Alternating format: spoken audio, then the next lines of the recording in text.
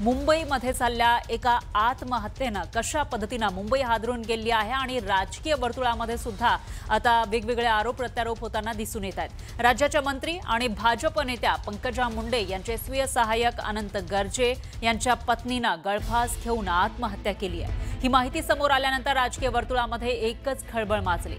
अनंत गर्जे आणि गौरी पालवे यांचं 10 महिन्यांपूर्वी लग्न झालं होतं।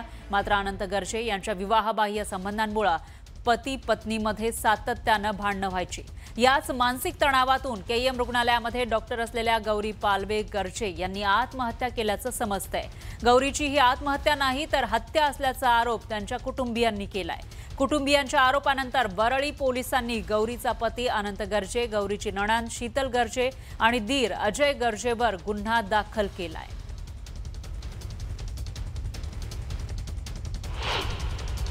प्रकरण एक्स्ट्रा बाहेर अफेअर चालू असल्यामुळे तो टॉर्चर करत होता।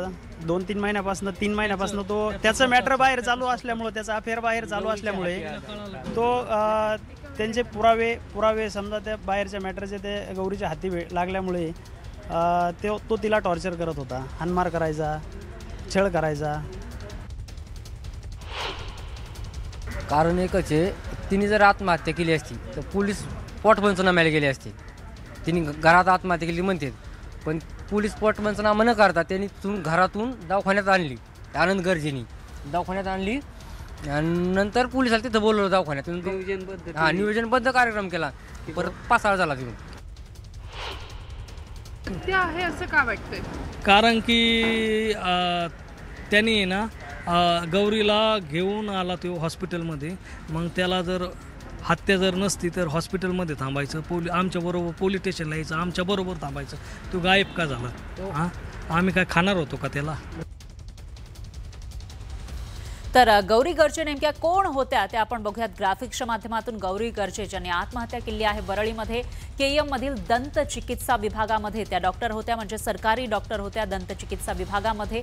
आणि 7 फेब्रुवारी 2025 रोजी म्हणजेच याच वर्षी फेब्रुवारी महिन्यामध्ये गौरी आणि अनंत यांचा बीडमध्ये विवाह झालेला होता। अनंत गर्जे जे पीए आहेत पंकजा मुंडेंचे, त्यांच्यासोबत गौरी यांचा विवाह झाला होता। आणि अनंत गर्जेचे विवाहबाह्य संबंध समजल्यानंतर गौरी अस्वस्थ होत्या अशी माहिती समोर आलेली आहे। अनंत गर्जे यांचे विवाहबाह्य संबंध होते आणि ते समजल्यामुळेच गौरी कुठेतरी अस्वस्थ होत्या, बाद होत होते अशी माहिती आहे।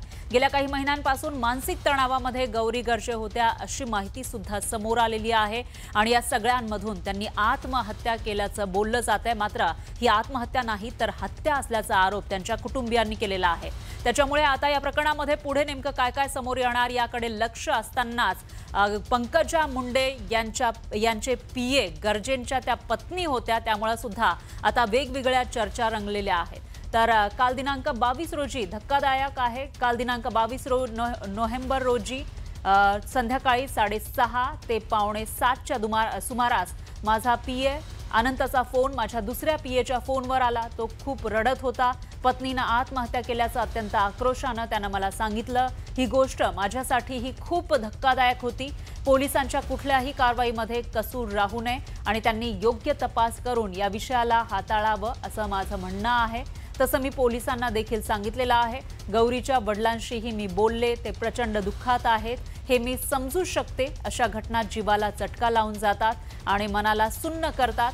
कोणाच्या अति वैयक्तिक जीवनामध्ये काय चालू असतं हे अनाकलनीय आहे। अचानक धक्कादायक अशी ही घटना घडली असल्यानं मलाही अस्वस्थ वाटते असं पंकजा मुंडे यांनी म्हटलेलं आहे।